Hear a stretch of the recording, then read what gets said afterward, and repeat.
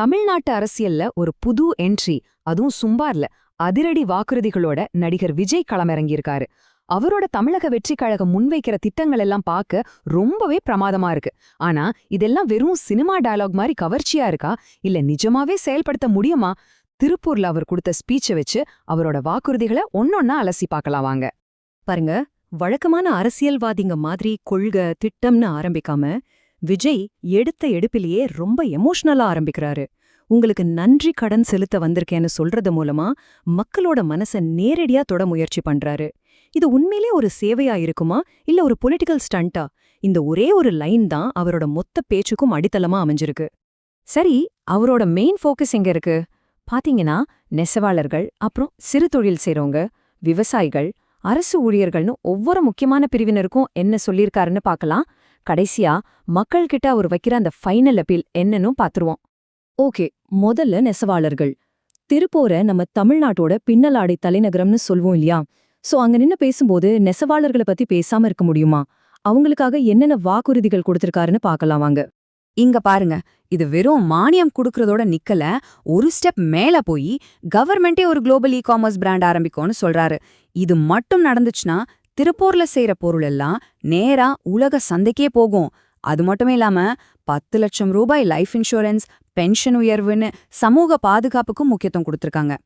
அடுத்து ரொம்ப முக்கியமான பாயிண்ட், நேரடியா பண உதவி. ஒவ்வொரு நெசவாளர் குடும்பத்துக்கும் வருஷத்துக்கு 30,000 ரூபாய். யோசிச்சு பாருங்க, நூல் வாங்கவோ இல்ல திடீர்னு வர்ற மருத்துவ செலவுக்கோ இது எவ்ளோ பெரிய சப்போர்ட்டா இருக்கும்னு. இந்த மாதிரி நேரடி பண உதவி திட்டங்கள் இப்போ அரசியல்ல ஒரு ட்ரெண்டாவே மாறிட்டு வருது. நெசவு தொழிலுக்கு கரண்ட் பில் தான் ஒரு பெரிய தலைவலி. அதுக்கு ஒரு தீர்வா கைத்தறிக்கு 500 யூனிட்டும் பவர்லூம்க்கு 1500 யூனிட்டும் இலவச மின்சாரம்னு சொல்லிருக்காங்க. இது அவங்களோட மாச செலவுல ஒரு பெரிய தொகையை குறைக்கும் இல்லையா? இதனால அவங்க தொழில் இன்னும் கொஞ்சம் நல்லா இயங்க இது உதவும். நெசவாளர்கள். அடுத்து தமிழ்நாட்டோட பொருளாதாரத்துக்கு முதுகெலும்பா இருக்கிறவங்க யாரு? சிறு குறு மற்றும் நடுத்தர தொழில் முனைவோர் தான். சிம்பிளா சொல்லணும்னா MSMEக்கள். அவங்க படுற கஷ்டத்துக்கு இவரோட தீர்வு என்னன்னு பாப்போம். இங்க தான் விஜயோட அரசியல் கேம் ஸ்டார்ட் ஆகுது. சும்மா பிரச்சனைய மட்டும் சொல்லல, ஆளுங்கட்சியான திமுகவை அப்படி நக்கலா தாக்குறாரு. இதுதான் உங்க சாதனைன்னு சொல்றது மூலமா நேரடியா அவங்கள டார்கெட் பண்றாரு. தமிழ்நாட்டுல MSMEகள் மூடப்படுறதுல 2வது இடத்துல இருக்குன்னு சொல்றது ஒரு பெரிய குற்றச்சாட்டு. சரி, குறை சொல்றது சுலபம். அதுக்கான தீர்வு என்ன? இவ்ளோ பெரிய பிரச்சனையை சரி பண்ணா அவங்க கட்சி என்ன பிளான் வச்சிருக்கு, அதையும் பாத்துருவோம் வாங்க. வாவ், 15,000 கோடி ரூபாய்! இதுதான் உங்க திட்டத்தோட மைய புள்ளி. கஷ்டத்துல இருக்கிற MSMEக்களுக்கு கடன் கொடுக்க ஒரு புது நிதி. இது மட்டும் சரியா நடந்தா நிறைய சின்ன கம்பெனிங்க மறுபடியும் உயிர் பெறும். ஆனா இந்த மாதிரி பெரிய தொகையெல்லாம் பேப்பர்ல சொல்றதுக்கும் நடைமுறைக்கு வர்றதுக்கும் நிறைய வித்தியாசம் இருக்கு. பண உதவி மட்டும் இல்லாம அவங்க மாசம் பண்ற செலவையும் குறைக்க ஐடியா வச்சிருக்காங்க. இந்த பீக் ஆர் கரண்ட் சார்ஜ் இருக்குல்ல, அதை ரத்து செய்யறாங்களாம். 5 வருஷத்துக்கு மின்சார வரியே கிடையாது. இதெல்லாம் ஒரு தொழில் செய்யறவருக்கு எவ்வளவு பெரிய நிம்மதியா இருக்கும்னு யோசிச்சு பாருங்க. தொழில் செய்யறவங்க நெசவாளர்கள். சரி, அடுத்து நம்ம எல்லாருக்கும் சோறு போடுற விவசாயிகள். விஜய் அவங்கள தெய்வங்கள்னு தான் சொல்றாரு. சரி, அந்த தெய்வங்களுக்கு இவரோட திட்டத்துல என்ன இருக்குன்னு பாப்போம். பாயிண்டே கடன் தள்ளுபடிதான். ஆனா இதுல ஒரு சின்ன ட்விஸ்ட் இருக்கு. சும்மா எல்லாருக்கும் தள்ளுபடின்னு சொல்லல. 5 ஏக்கருக்கு கம்மியா வச்சிருக்கிற சின்ன விவசாயிகளுக்கு முழு கடன் தள்ளுபடி. அதுக்கு மேல இருந்தா 50% தள்ளுபடி. இது மூலமா உண்மையிலே கஷ்டப்படுற சின்ன விவசாயிக்கு தான் முதல் முன்னுரிமைன்னு சொல்ற மாதிரி இருக்கு. அடுத்தது ரொம்ப ரொம்ப முக்கியமான ஒரு விஷயம், MSP, அதாவது குறைந்தபட்ச ஆதரவு விலை. இதுக்காக தான் டெல்லியில எல்லாம் பெரிய போராட்டமே நடந்துச்சு. இத சட்டமாக்குவோன்னு சொல்றதே ஒரு பெரிய ஸ்டெப் தான்.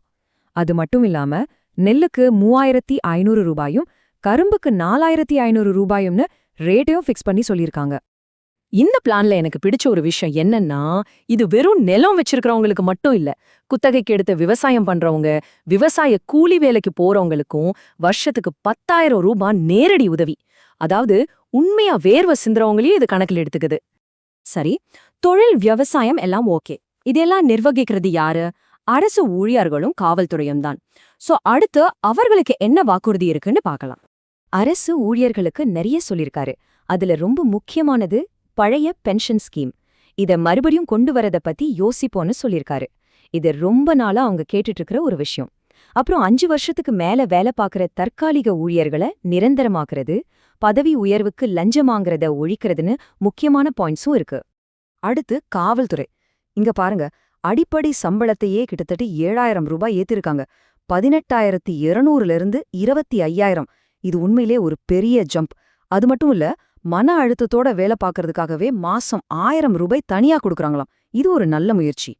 சம்பளம் ஒரு பக்கம்னா அவங்களோட வேலை வாழ்க்கை சமநிலையும் ரொம்ப முக்கியம் இல்லையா? அதுக்கும் சில ஐடியாஸ் இருக்கு. வேலை நேரத்தை முறைப்படுத்துறது, வாரத்துக்கு ஒரு நாள் கட்டாய விடுமுறை கொடுக்கறதுன்னு சொல்லியிருக்காங்க. இது மட்டும் நடந்தா காவல்துறையில இருக்கிறவங்களுக்கு ஒரு பெரிய நிம்மதியா இருக்கும். சரி, இவ்ளோ வாக்குறுதி, இவ்ளோ திட்டம்னு அடுக்கினதுக்கு அப்புறம் கடைசியா பேச்சை எப்படி முடிக்கிறாரு? மக்களை கவர அவரோட ஃபைனல் மூவ் என்னவா இருந்துச்சு? அரசியல்ல ரொம்ப காஸ்ட்லியான வார்த்தை நம்பிக்கை தான். அதேதான் இவரும் கையில எடுக்கிறாரு. பொய் சொல்லி ஏமாத்த மாட்டேன், என்ன 100% நம்புங்கன்னு சொல்றாரு. அதாவது நான் மத்தவங்க மாதிரி இல்லன்னு நேரடியா சொல்றாரு. இங்க தான் அவரோட சினிமா இமேஜ் அவருக்கு ரொம்ப ஹெல்ப் பண்ணுது. உங்க அண்ணன், உங்க தம்பின்னு சொல்லும்போது அது ஒரு அரசியல்வாதி பேசுற மாதிரி இல்ல, நம்ம வீட்ல ஒருத்தர் பேசுற மாதிரி இருக்கு. இந்த உணர்ச்சி பூர்வமான இணைப்பு தான் அவரோட பிளஸ் பாயிண்டா பார்க்கப்படுது. சோ விஜய் கொடுத்திருக்கிறது ஒரு பெரிய லிஸ்ட் ஆஃப் வாக்குறுதிகள். இதெல்லாம் பார்க்கறதுக்கு ரொம்ப நல்லா இருக்கு. ஆனா இது நிஜமாவே தமிழ்நாடு மக்களோட பிரச்சனைகளை தீர்க்குமா, இல்ல இதுவும் ஒரு தேர்தல் காலத்து பரபரப்பு மட்டும்தானா? இந்த புது ஆட்டத்துக்கு மக்கள் என்ன தீர்ப்பு சொல்ல போறாங்களோ அதுதான் தமிழ்நாடோட எதிர்காலத்தை தீர்மானிக்கும். இத பத்தி நீங்க என்ன நினைக்கிறீங்க?